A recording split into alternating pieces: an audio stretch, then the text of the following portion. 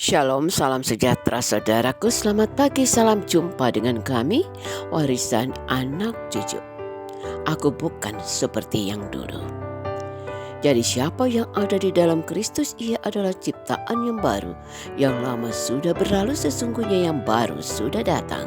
2 Korintus 5 ayat 17. Dengan pernyataan ini Paulus ingin menegaskan bahwa di dalam Kristus terjadi perubahan, yaitu dalam kematian dan kebangkitannya, di mana melalui kematiannya Kristus telah mati ganti kita. Ia telah menanggung hukuman dosa ganti kita. Itulah sebabnya di dalam kematiannya kita manusia telah mati karena dosa kita.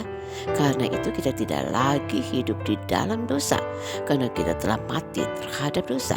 Dan saat Kristus bangkit, Kristus hidup, maka kita yang hidup di dalam Kristus tidak lagi hidup di dalam dosa. Firman Tuhan katakan, semua yang lama, semua yang berbau dosa tidak lagi berkuasa atas kita. Kita telah mati bagi dosa itu. Sebagaimana firman Tuhan katakan, bukankah kita telah mati bagi dosa? Bagaimanakah kita masih hidup di dalamnya? Roma 6 ayat 2. Di dalam Kristus kita tidak lagi hidup untuk diri sendiri, tapi untuk Dia Kristus yang telah mati dan bangkit untuk kita. Sama seperti yang pernah diakui oleh Paulus, hidupku bukan aku lagi, tapi Kristus yang hidup di dalam aku. Dan hidup yang kuhidupi adalah untuk kemuliaan Kristus yang telah mengasihi aku.